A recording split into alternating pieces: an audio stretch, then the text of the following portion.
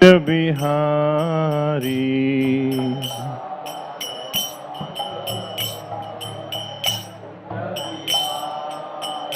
Jaya Radha Madhava Kunj Bihari.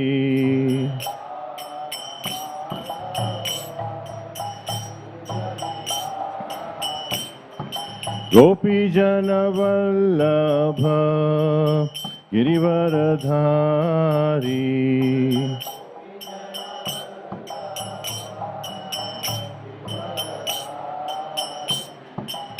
Gopi Jana Vallabha Girivaradhari.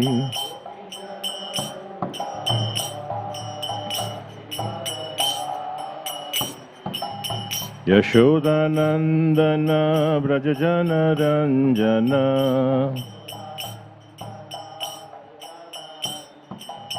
Yashodanandana Brajajana Ranjana.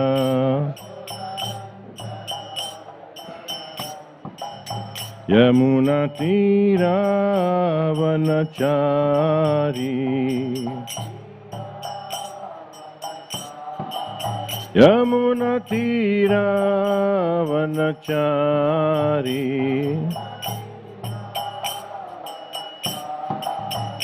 Jaya Radha Madhava Kunja Bihari.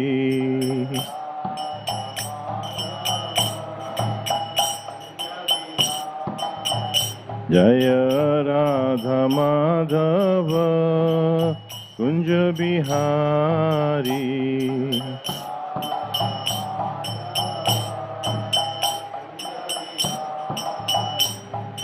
Gopi Jana Vallabha Girivaradhari.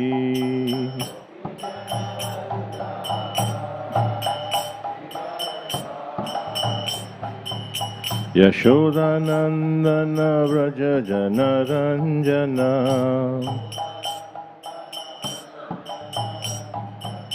Yamuna Tira Vanachari.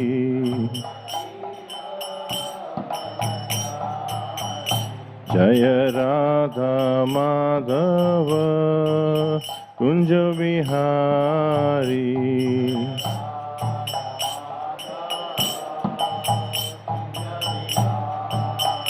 Hare Krishna, Hare Krishna, Krishna Krishna, Hare Hare, Hare Rama, Hare Rama, Rama Rama, Hare Hare.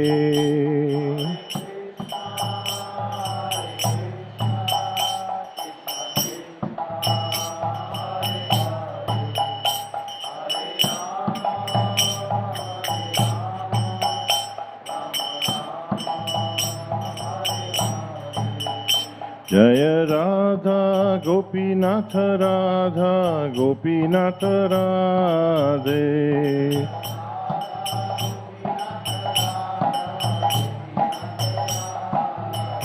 Jaya Gaura Nitai Jaya Gaura Nitai Gaura Nitai Jaya Gaura Nitai.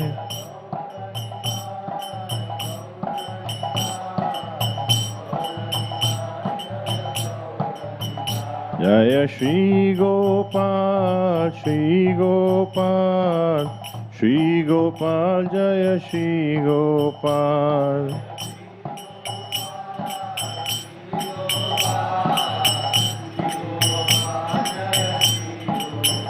Jaya Jaya Srila Prabhupada, Prabhupada, Prabhupada, Jaya Jaya Prabhupada.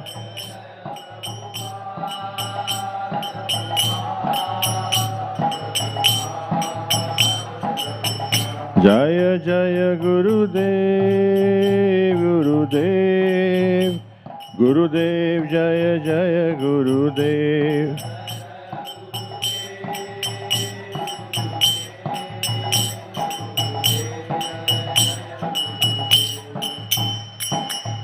Lord Premanandi.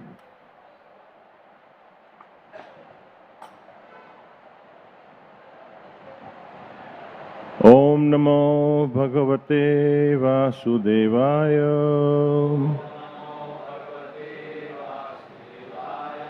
Om Namo Bhagavate Vasudevaya. Om Namo Bhagavate Vasudevaya.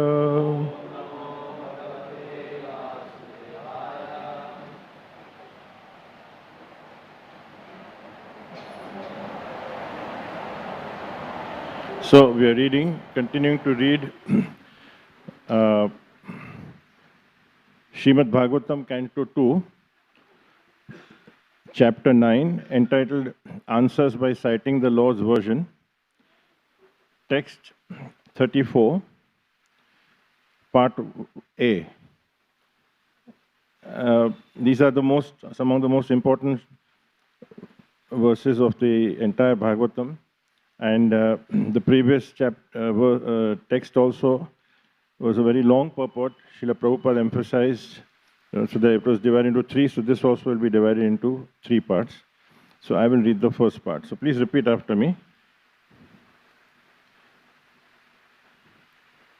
Ritirtham yat pratiyeta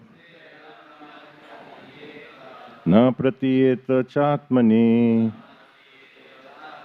tad vidyadatmano mayam yatha bhaso yatha tamah. Ritirtham yat pratiyeta na pratiyeta chatmani tad vidyadatmano mayam yatha bhaso yatha tamah. Ritirtham yat pratiyeta na pratiyeta chatmani tad vidyadatmano mayam yatha bhaso yatha tamah.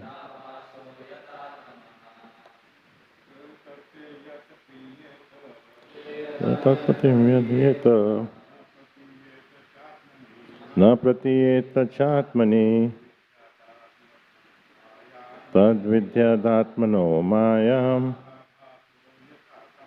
yatha bhaso yatha tamah. Patiyeta na pratiyeta chatmani tad vidyadatmano mayam yatha bhaso yatha tamah.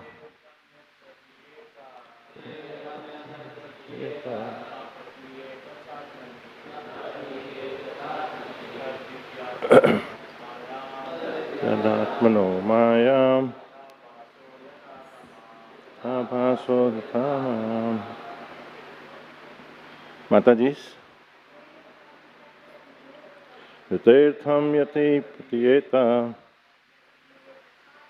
na pratiyeta chatmani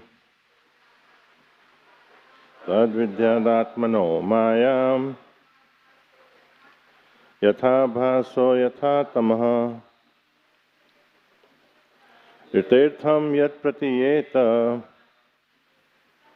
na pratiyeta chatmani tad vidyadatmano mayam yatha bhaso yatha tamah. Rite, without. Artham, value. Yat, that which. Pratiyeta, appears to be. Na, not. Pratiyeta, appears to be. Cha, and. Atmani, in relation to me. Tat, that. Vidyat, you must know. Atmana, my. Mayam, illusory energy. Yatha, just as. Abhasa, the reflection. Yatha, as. Tama, the darkness. Translation and purport by His Divine Grace, A.C. Bhaktivedanta Swami Srila Prabhupada. Translation. O Brahma, whatever appears to be of any value, if it is without relation to me, has no reality. Know it as my illusory energy, that reflection which appears to be in darkness. Purport. In the previous verse, it has already been concluded that in any stage of the cosmic manifestation, its appearance, its sustenance, its growth, its interactions of different energies, its deterioration and its disappearance, all has its basic relation with the existence of the personality of Godhead. And as such, whenever there is forgetfulness of this prime relation with the Lord, and whenever things are accepted as real without being related to the Lord, that conception is called a product of the illusory energy of the Lord. Because nothing can exist without the Lord, it should be known that the illusory energy is also an energy of the Lord. The right conclusion of dovetailing everything in relationship with the Lord is called Yogamaya, or the energy of union, and the wrong conception of detaching a thing from its relationship with the Lord is called the Lord's Daivi Maya, or Mahamaya. Both the Mayas also have connections with the Lord, because nothing can exist without being related to Him. As such, the wrong conception of detaching relationships with the Lord is not false, but illusory. Misconceiving one thing for another thing is called illusion. For example, accepting a rope as a snake is illusion, but the rope is not false. The rope, as it exists in the front of the illusioned person, is not at all false, but the acceptance is illusory. Therefore, the wrong conception of accepting this material manifestation as being divorced from the energy of the Lord is illusion, but it is not false. And this illusory conception is called the reflection of the reality in the darkness of ignorance. I repeat, and this illusory conception is called the reflection of the reality in the darkness of ignorance. Anything that appears as apparently not being, quote unquote, produced out of my energy is called Maya. The conception that the living entity is formless or that the Supreme Lord is formless is also illusion. In the Bhagavad Gita 2.12, it was said by the Lord in the midst of the battlefield that the warriors standing in front of Arjuna himself, and even the Lord had all existed before. They were existing on the battlefield of Kurukshetra, and they would all continue to be individual personalities in the future also, even after the annihilation of the present body, and even after being liberated from the bondage of material existence. In all circumstances, the Lord and the living entities are individual personalities, and the personal features of both the Lord and living beings are never abolished. Only the influence of the illusory energy, the reflection of light in the darkness, can, by the mercy of the Lord, be removed. In the material world, the light of the sun is also not independent, nor is that of the moon. The real source of light is the Brahma Jyoti, which diffuses light from the transcendental body of the Lord, and the same light is reflected in varieties of light. The light of the sun, the light of the moon, the light of fire, or the light of electricity. So the identity of the self as being unconnected with the Supreme Self, the Lord, is also illusion. And the false claim, I am the Supreme, is the last illusory snare of the same Maya or the external energy of the Lord. The Vedanta Sutra in the very beginning affirms that everything is born from the Supreme, and thus, as explained in the previous verse, all individual living entities are born from the energy of the Supreme Living Being, the personality of Godhead. Brahma himself was born from the energy of the Lord, and all other living entities are born from the energy of the Lord through the agency of Brahma. None of them has any existence without being dovetailed with the Supreme Lord.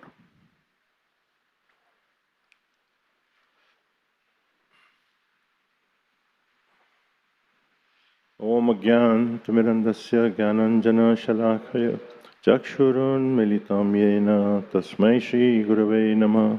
Shri Chaitanya Manobhishtam Stapitam yena Bhutale Swayam Rupa Kadamayam Dadati Swapadantikam Vandeham Shri Guru Shri Yuta Padakamalam Shri Guru Vaishnavamscha Shri Rupam Sagrajatam Sahagana Raghunathanvitam Tam Sajivam Sadvaitam Savaduptam Parijana Sahitam Krishna Chaitanya Devam Shri Radha Krishna Padan Sahagana Lalita Shri Vishakhanvitamscha He Krishna Karuna Sindhu Deenabandhu Jagatpate Gopesha Gopika Kanta Radha Kanta Namostute Taptakanchana Gaurangi Radhe Vrindavaneshwari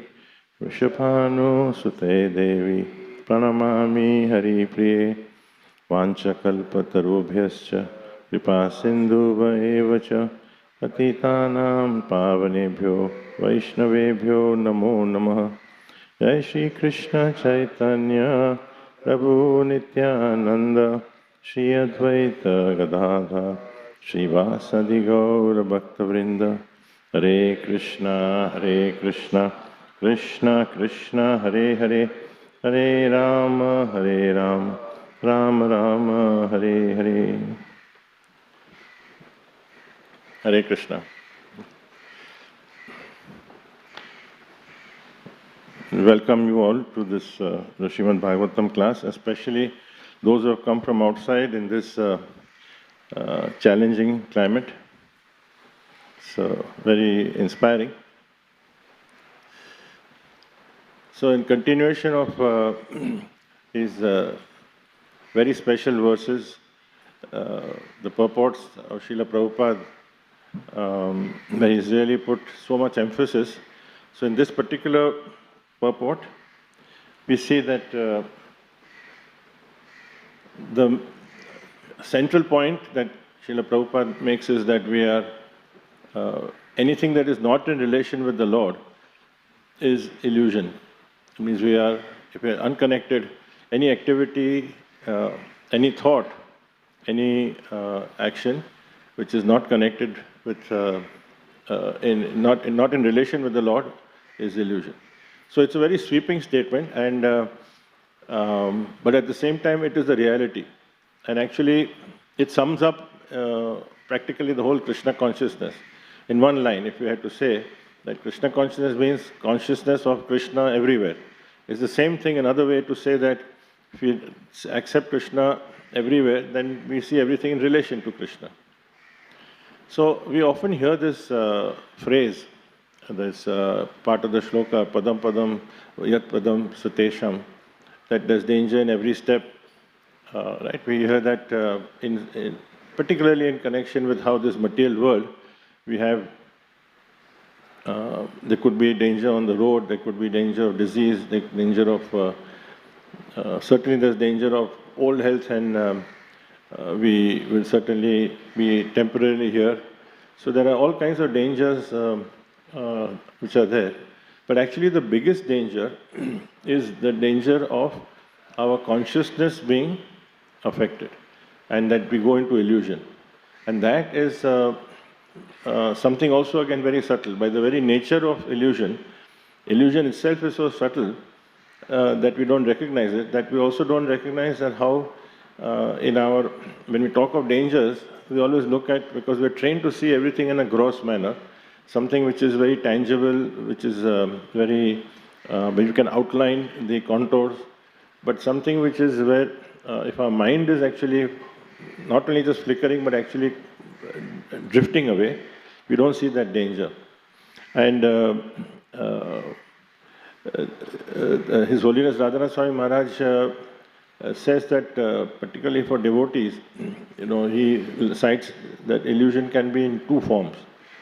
Or the Krishna, creates this illusion or allows. One is for those devotees, one is the devotees who are, he allows the illusory energy to take over, primarily for as a lesson to all of us. Like in Arjun's case, in Arjun, clearly, by all accounts, his upbringing, his closeness to Krishna is part of being the Pandava family, and the way they accepted the challenges in their life, which it's unimaginable, the difficulties they had. Throughout, he never wavered from his loyalty and deep affection and love for Krishna. In fact, we know that the Pandavas, they had every right to, they were so close to Krishna. Krishna had openly expressed his love for them right through, even before he went as a peace messenger. So it would have been quite natural for them to even ask that, Krishna, can you help us, do something, why all this? They don't even ask anything. So such a person, when he gets into so-called illusion on the battlefield, it is a lesson that for all of us to understand, and how we can also be caught up in that situation, and our mind also can really, when we move it away from Krishna. So in this situation, Arjuna is not seeing Krishna as in control of everything till he's reminded. So Arjuna is playing that role to let us, through him, understand that Krishna is in control of everything. Whatever he does is perfect. Just because we do not see it the way we want it, doesn't change anything. So,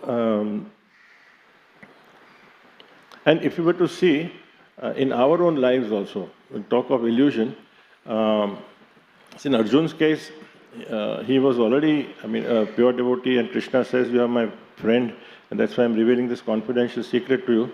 But in our case, we don't need to go beyond anything. We just have to introspect and see that before we came in touch with ISKCON, before we came in some understanding of the philosophy, at least today we have an understanding, even if we have difficulty in following, but the philosophy is clear. But just imagine just before that, what was our life, what was our aspirations, what was our thinking, what was our dreams. We were also an illusion. So we don't look at it that way, that, when we look at illusion, we think like it's a magic and something comes out of thin air. But actually, our minds also, and we could also go into, we also go into illusion on and off today. But at least as long as we associate with devotees and associate with Krishna's paraphernalia, Krishna's deities and philosophy, and take guidance from Guru, even if we are drifting away, we have every chance that we can come back. So that is one type, and the other is that when Krishna allows that the illusion for the improvement of that individual or that personality who takes deeper shelter of the Lord, and then comes to the Lord, even if they have gone into illusion for some time. And of course, these are many, many instances. Those who come back to Krishna, those who are accepting that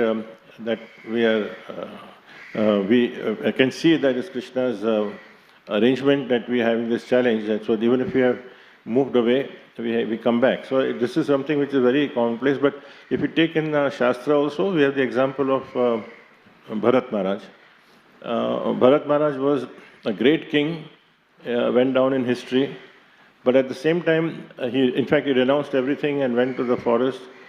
But there he got attached to a deer, and then at the time of his departure, he was in that mood of such deep love and affection and compassion for a deer.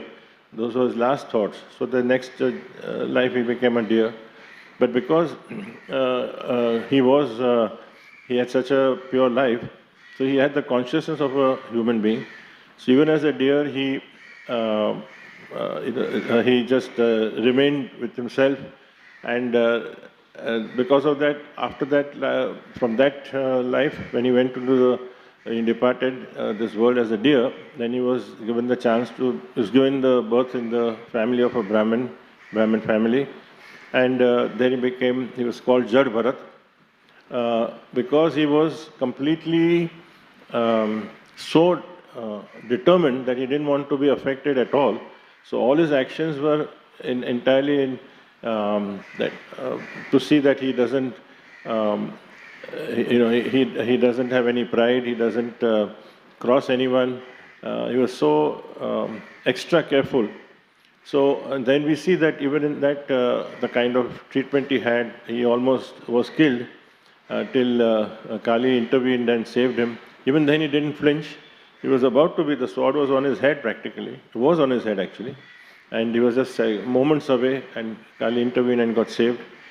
And then when he wandered back to forest, and then King Rahuguna was called in to pick up the palanquin.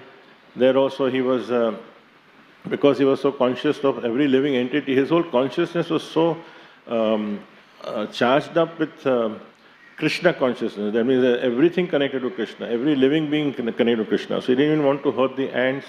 He didn't want to see that he, by his own actions, as much as possible, he would not want to affect anyone.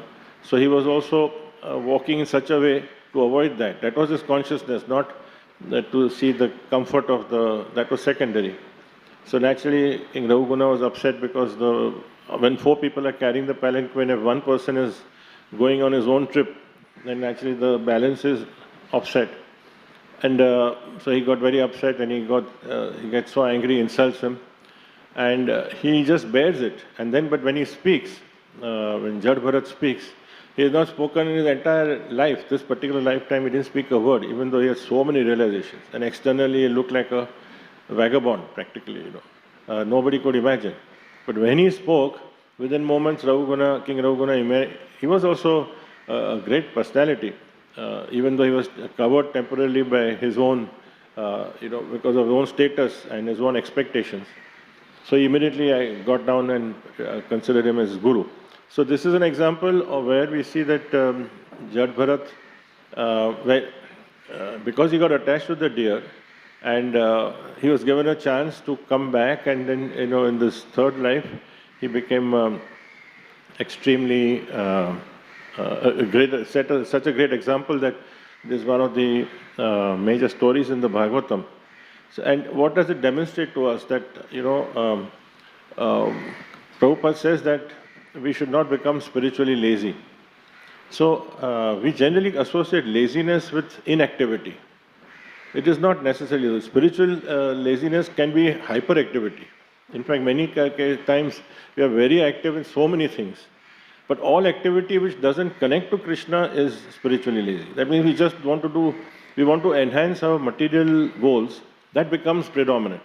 If we have to sum up, we can say that spiritual laziness is when our major resources, including our thinking, our willing, our mind, our attention, our anxieties, eagerness, if that is putting the predominant prominence to material goals, if we have various responsibilities, but the predominant responsibility gets secondary, and the secondary responsibility, that is the material focus, becomes the most, then where you can, especially when you're in the mode of passion or mode of ignorance, then that is spiritual laziness. And that is what Prabhupada says that we learn from this that we should avoid that.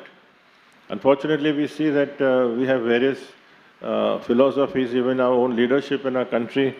After independence, the so-called leaders at that time, I remember when I started my training in the factory in Mazgaon. So I remember the general manager sitting there. He had a signboard on his table. This was maybe 1974, 75, saying that, quoting the first Prime Minister of India, that the factories are the temples of this world. So I was very impressed. I said, this is a nice coined phrase, factories are the temples. Factories are the modern temples of the world. So it was a very dangerous statement, saying that we want to first, promoting atheism. The temples have no value, and the actual temples are the factories because they create jobs. But when we see that what factories have created pollution and so many things, not that we don't need them, but the consciousness is clearly anti, in this statement was entirely against the principle of Krishna. And the same leadership was also promoting work is worship. So initially, again, that was something which is very nice sounding. There's a word worship, and then like you had word temple. So superficially, you feel that you're connecting the two, but actually, you're actually it's a blasphemy, because when we talk of work is worship, that means we are saying that any work will do that doesn't happen, doesn't have, there's no connection, that just keep working and increase your mode of passion to the extent that you look at your own internal, your own aspirations and goals. That means you are on your own individual, you are a master of your own destiny, and that is where there's no room for, you don't have to look at Krishna. But Krishna disagrees. Right? He's the source of all truth, and he says that work done in consciousness of me, in devotion to me, will free you from bondage. All other work is incriminating work. So he is actually contradicting, or rather, he's already made the statement. So unless we look at from the scripture's point of view, we have every danger. So this is an illusion which so many people get into, because there is a certain, I would say, perverse logic, because people are suffering, people see that, okay, if I get a job, I get an income, so that is legitimate. But then slowly and subtly putting that in ahead of the need for Krishna means that actually and even if you see our entertainment and media, the way they project, that so they downplay and they criticize, they blaspheme our culture. So in this way, they gradually promote this, and then we get into it. And when I look at my own life, and I'm sure most people, not just devotees but others, especially when you have such great dramas and such great cinemas, the great movie makers of the 50s and 60s, when I look back, I mean, their artistic brilliance, but they all had complete atheism. All of them. I don't want to mention names, there is a Bhagavatam class, but all that. And they're promoting entirely, like slowly, when they look at removal of poverty, which is of course a very a good aspiration to try to see that we can help. But the way it was always projected, always the typical villains, usually the village pandit, the one with the choti, how they would put in a very subtle way. So this, how people can, and if we follow that, we can also go into illusion. But Arjuna, what did he do? He learned from Krishna, he heard Krishna, and he accepted it instantaneously. I mean, in 1.5 hours, the dialogue that was there, and that is in Bhagavad Gita, is for eternity, but also that from his point of view, he completely changed. So, and Narad Muni also tells Vyasadeva that, in this endeavor, even if you have a fall down, Krishna also says in the Bhagavad Gita, even if you have lost something, it is only a temporary loss, because the spiritual gains are always there for us.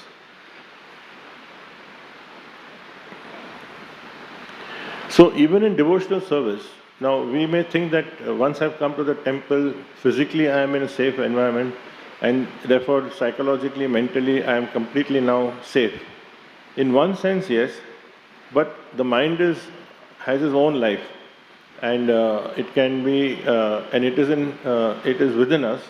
So it is it can be in our control, or at least we are in control of what kind of thoughts, aspirations we have, what do we think about, and therefore we are not also exempt. Devotees are not exempt from illusion, because clearly externally we can be doing something, internally we may be thinking something else.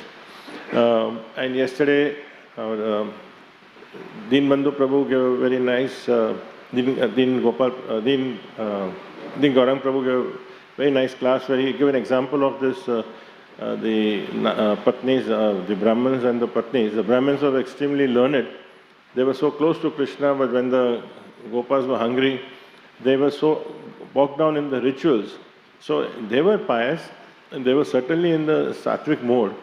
But when it came to the crunch, they didn't differentiate between, they couldn't understand that Krishna is actually, the rituals are only a stepping stone to understanding Krishna.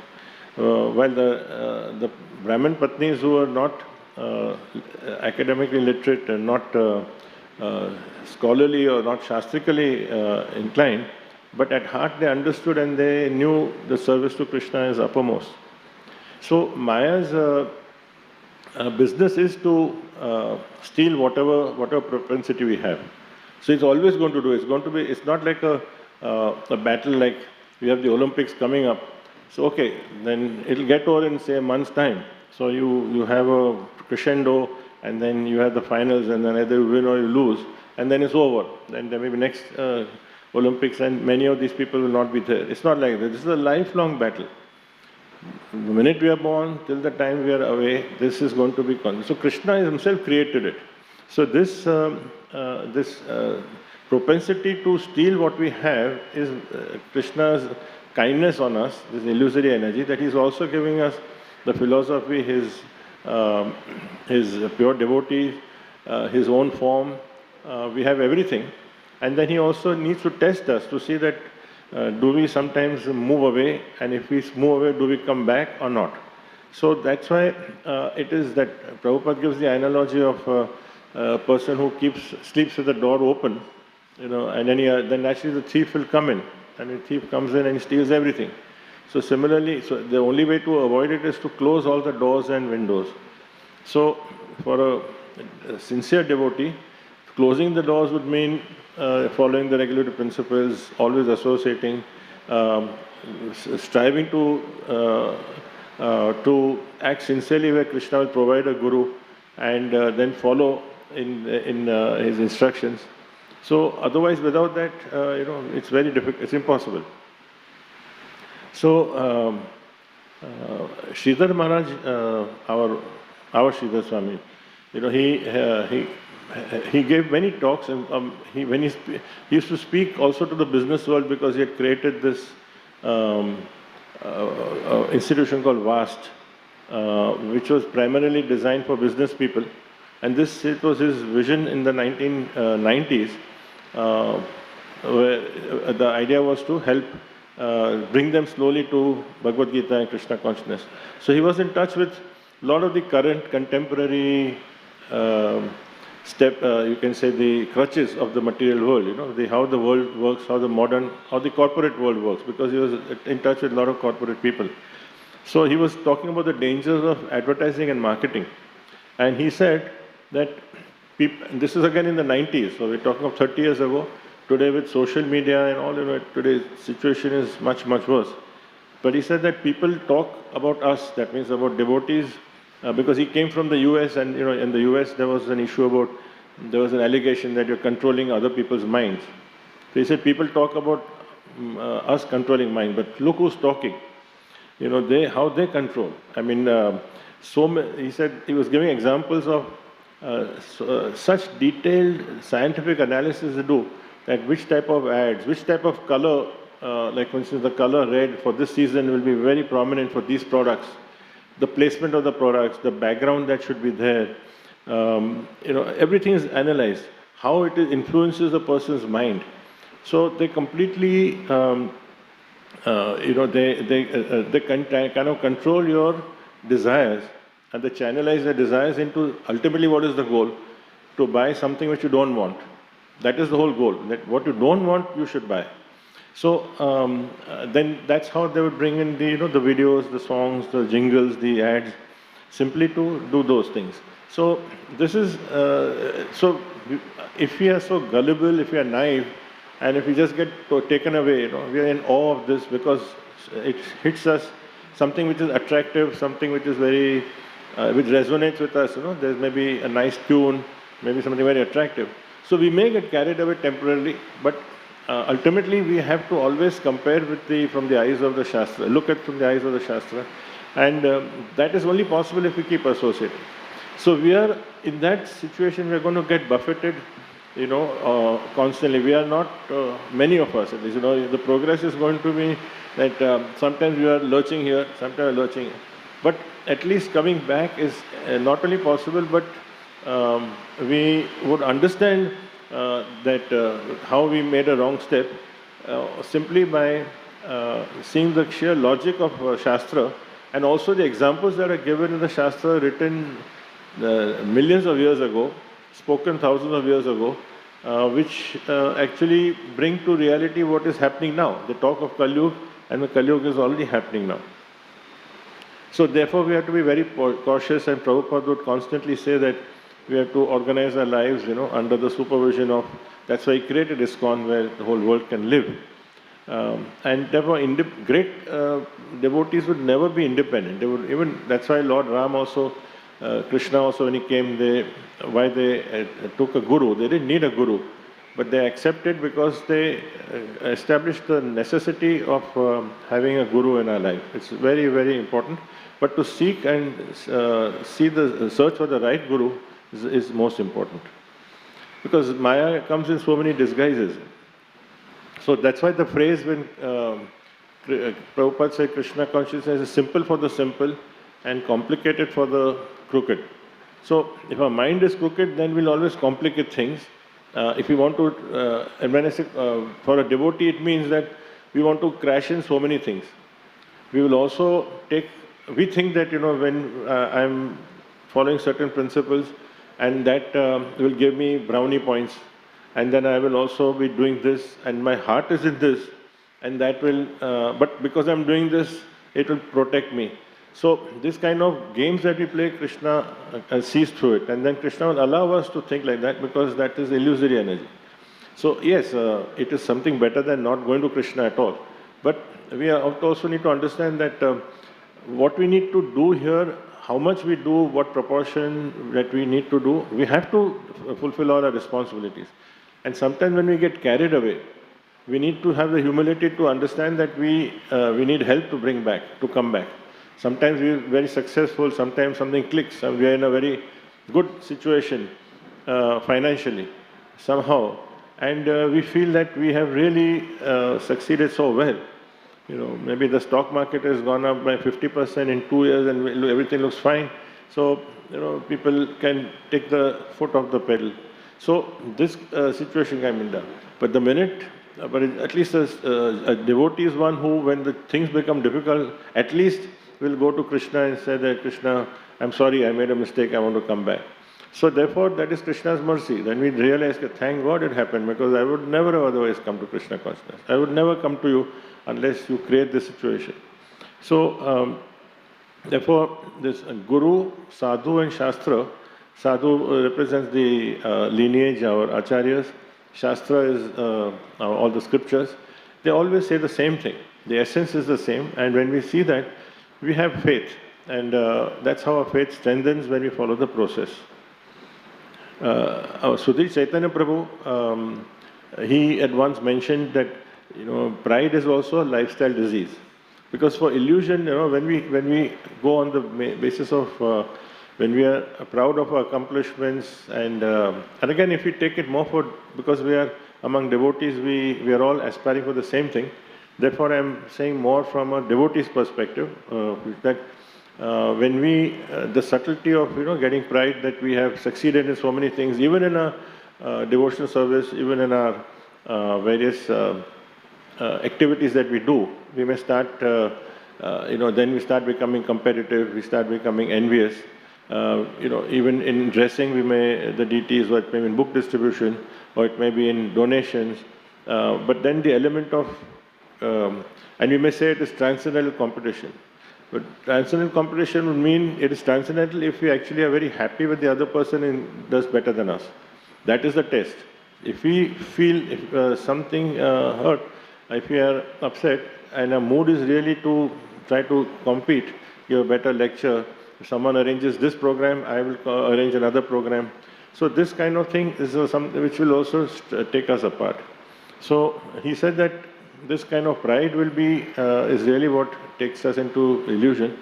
And it's a lifestyle disease, because just like you measure your blood pressure in diabetes, for those who suffer, this also we need to keep checking the pride pressure. So that's something which we need to always watch out for.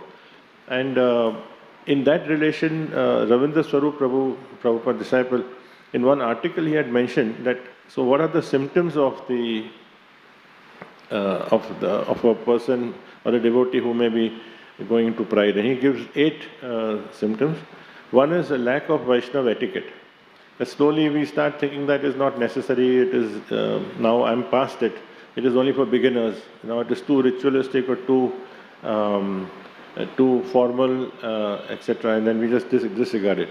So there is a point that we don't live only by the etiquette, of course, but the etiquette is very, very important in so many aspects. Second signal is that we start becoming quarrelsome. He says that that usually happens due to envy. Third is this, I mentioned competing.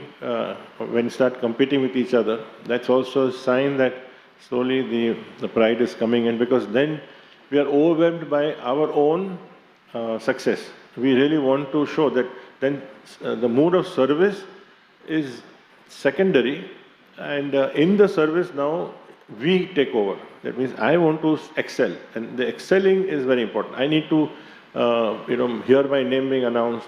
I need to know that other people see that, well, he's the one who, or she's the one who's done this. So then that kind of competing nature slowly brings us in the forefront. So that's pride. Then fourth is pretending that we are more advanced than we actually are.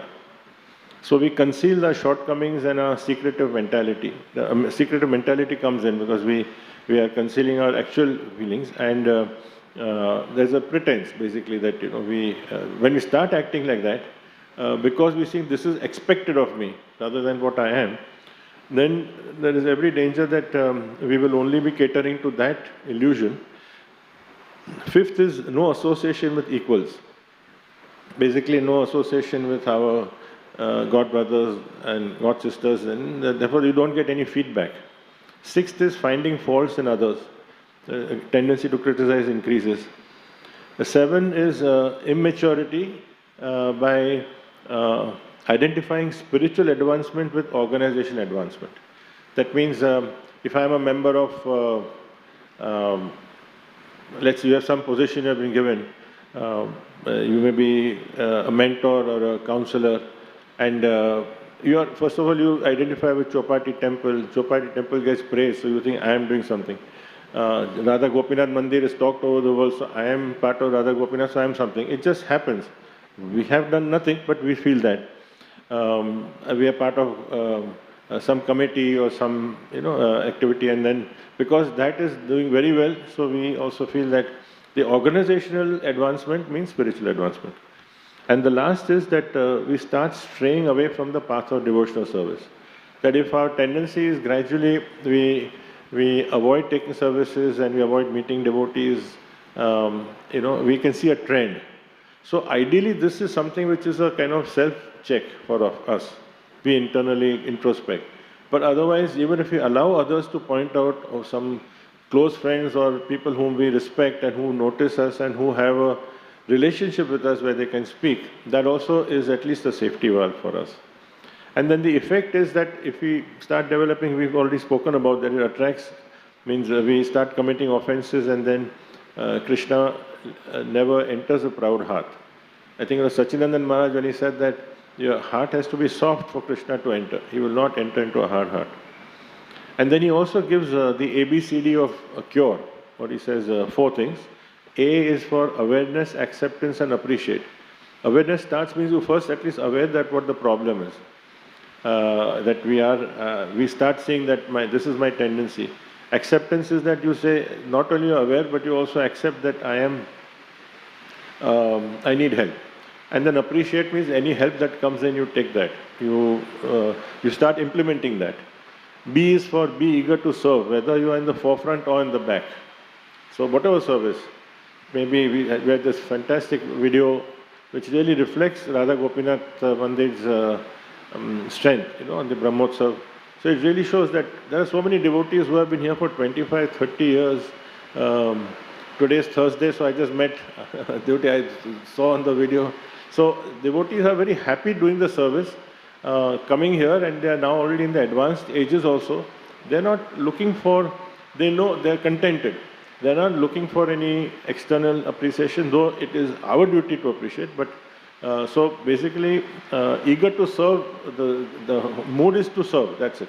We want to please others. And we see so many people, that was only a sample there. C is for conscious acts of humility, where we actually where we put ourselves lower than others, we would like to help. And D is don't take praises seriously. Very important that people may appreciate, and then we actually start thinking that, yeah, it's quite deserving, and perhaps he recognizes it late, but doesn't matter, that sort of thing. So Radhanath Swami Maharaj said that the most transformative qualities in a human being are humility and pride, and they're in opposite directions. Transformative means they can change us completely, either for the better or for the worse. So if we are if we are humble, humble is not external. Humble is not when somebody is looking humble, or we take a judgment and say this person is so humble. No, humble is that when actually sometimes we may not know, but the test when Krishna gives and how the person reacts. That when sometimes you are humiliated and you accept that.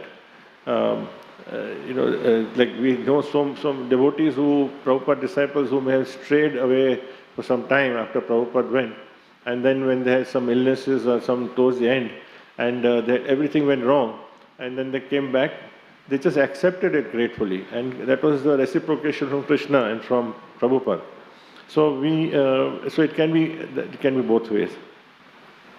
So I just wanted to speak a few minutes. We have just maybe 5 minutes, because today is also the Disappearance Day of a very, very great personality, Gopal Bhatta Goswami.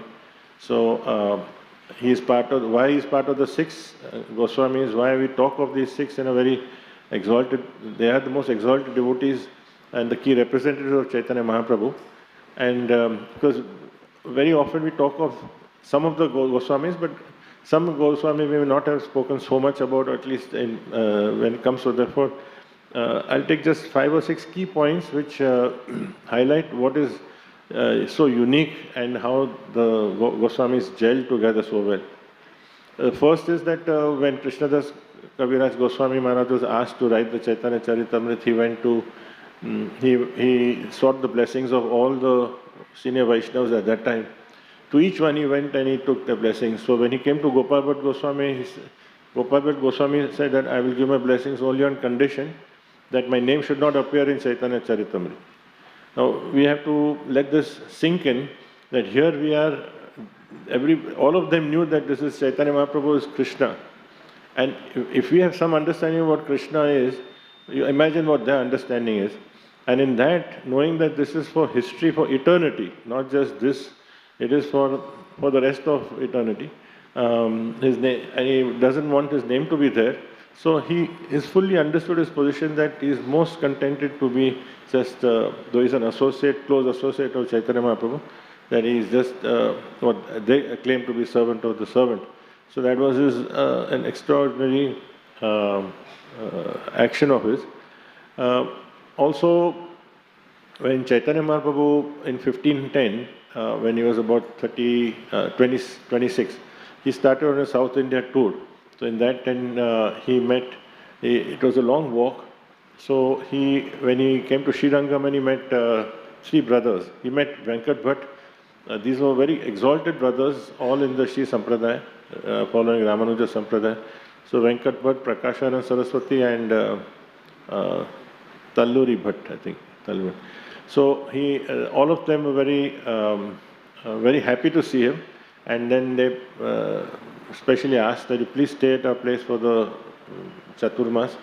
So he stayed. Chaitanya Mahaprabhu stayed at Venkat Bhatt's place, and his 7-year-old son Gopal Bhatt. So unlike Rupa Goswami, Sanatan Goswami, Jeev Goswami, Raghunath Das Goswami, who they associated with Chaitanya Mahaprabhu at a much later stage, and they came from very challenging backgrounds, different backgrounds. Here, it's a little different, like Raghunath Bhatt Goswami and in Gopal Bhatt Goswami's case, that they were actually, the pedigree was already there, even from a lineage point of view. And then they, so that those 4 months he got a lot of chance to serve, even when he was only 7 years old. There's a lot of affection for Chaitanya Mahaprabhu, and they were, it was very sad when Chaitanya Mahaprabhu left after 4 months to carry on his tour. And after he went, after Chaitanya Mahaprabhu left, Gopal Bhatt got a dream where, in which it was more like a spiritual vision. And there he got an intense desire that to see Chaitanya Mahaprabhu. And actually, it is said that he was fortunate enough to visualize the entire Navadvip experience. He actually participated in it, entered into it as a participant. So this was quite unique. And in the same dream, Chaitanya Mahaprabhu instructed him that, no, you should stay, because he was keen to come to Chaitanya Mahaprabhu. He said, you stay here, serve your parents, and when they're no more, then you can go to Vrindavan and take shelter of Rupa and Sanatan Goswami. And then later he took initiation from his uncle, Prakashanand Saraswati, where he learned Sanskrit, grammar, Vedanta, etc. When he went to Vrindavan, he finally took, he was very lovingly accepted by Rupa and Sanatan Goswami. Now, when he went there, it was many years later, and Chaitanya Mahaprabhu had not met him. And Chaitanya Mahaprabhu was already in Jagannath Puri. So, he was curious to know. By that time, his word had spread because he was in Vrindavan, and Chaitanya Mahaprabhu knew that now he's a wonderful devotee, is famous, but he wanted to know what is he doing in Vrindavan. What actually he had not heard anything because he had instructed him. So he sent a letter to Rupa and Sanatan Goswami. He sent a message, and Rupa and Sanatan Goswami were very happy. They wrote back saying that he is very well settled. He is extremely. He's been telling us all about your 4 months that you were there, and all your activities in South India, and all the devotees. They mentioned the names of everyone here. And he's really now living a life of a mendicant. He's fully adapted to that life. So that letter went to Chaitanya Mahaprabhu, who was very happy to hear that, and he read that letter out to Haridas Thakur and Swarup Damodar Goswami and all the others who were there, Advaita Acharya, etc. And then he sent a message of his happiness to Rupa and Sanatan Goswami and instructions to Gopal Bhatt Goswami in the letter. And also he sent some his personal belongings, his own loincloth and some other very personal things which directly for Gopal Bhatt Goswami. So in the meantime, Rupa Goswami also in the reply when he sent, he told him that he had a dream that in the dream his own deity, that is Govinda Dev, came to in his dream and instructed that he wanted Gopal Bhatt to be his pujari. So which Rupa Goswami wrote to Chaitanya Mahaprabhu. So this exchange of letters was very, very significant. Because Gopal Bhatt Goswami was extremely energized by that. Of course, very humbled, and he was very joyful. Of course, he wrote many books, and he edited Sanatan Goswami's Hari Bhakti Vilas. He also wrote a foreword for introduction, a scholarly introduction to Jeev Goswami's Sat Sandarbha, and then there are a list of many books. So when his fame had spread all over by that time, and his fame became even more spread when he went to Nepal. Now from Vrindavan to Nepal, in those days, it takes you months to walk through. So we went to Nepal, and when he went to the Gandaki river, and there he found some 12 Shilas. These are the sacred stones which are representative of Krishna. So he took them back to Vrindavan. But when he went back to Vrindavan, imagine how much time it must have taken, practically a year going and coming, several months. But after he reached Vrindavan, he actually was feeling, in his humility that I am not deserving, I'm not qualified to serve them. So all the way back he went to the Gandaki river to put them back. And when he went there, he was trying to, so he went in the river and he was carefully placing them. But miraculously, every time he put the Shilas and they bounced back spontaneously into his hands. So he did it 4 or 5 times, but they kept coming back. So he took this as a sign that Krishna wants them to worship these Shilas. So then he accepted them, and then he put them, then from then on he always carried them in his cloth bag which he kept around his neck. Went all the way back to Vrindavan, then he was worshipping, and then that went on for several years. This was after Chaitanya Mahaprabhu had departed. So this was maybe 10 years after Chaitanya Mahaprabhu had left this planet. Now, still he had a desire, because he had a desire that he would also like the Govinda Dev deity, which was Rupa Goswami's special deity. he also felt that he also wanted to, he had that desire in his heart that he also wanted to have a deity, especially because one wealthy merchant had come and given a lot of jewelry, clothes, fine clothes and all, ornaments. And the Shilas don't have a human form, so he had kept all of them and he was praying that, maybe, in whatever way, someday, whatever you feel is right. And then what happened is that one day in the morning he got up and he saw that instead of 12 Shilas, there were only 11 Shilas. And the 12th one, that black Shila had transformed itself into an incredibly beautiful deity. And that's Radha Raman deity, which then the word spread, so all the Goswamis came running there and they were all gave the blessings, and then he named them Radha Raman deity. And it is in the same position, same temple, which is all these 500 odd years later. Of course, it's been refurbished, but it has not moved anywhere. And last, the key point that of course, he initiated Srinivas Acharya, Gopinath Pujari, there's many other devotees. He's actually the incarnation of Ananga Manjari, who's the younger sister of Radharani. Though some say that he's the incarnation of Guna Manjari. So we do understand that Gopal Bhatta Goswami, like the other 5 Goswamis, each were unique. That all the devotees, all the associates, so there are hundreds and hundreds of devotees who associated with Chaitanya Mahaprabhu, and they were glorious, and all of course they were all his associates. But why the 6 Goswamis were chosen to be the 6 Goswamis? They didn't choose, but in posterity, because from them all the instructions of Chaitanya Mahaprabhu were actually spread to various parts. And he was also told by Rupa Goswami that, no, it was Chaitanya Mahaprabhu had told him in his dream that when you go to Rupa and Sanatana Goswami and you take shelter of them in Vrindavan, and then through you, your disciples will actually spread the message, because Srinivas Acharya was one of the 3 who actually went to Bengal with all the books. That is another story. So this is, we are very fortunate. Today is the disappearance day of Gopal Bhatta Goswami. So we'll end here. Hare Krishna. All glories to Srila Bhagavatam.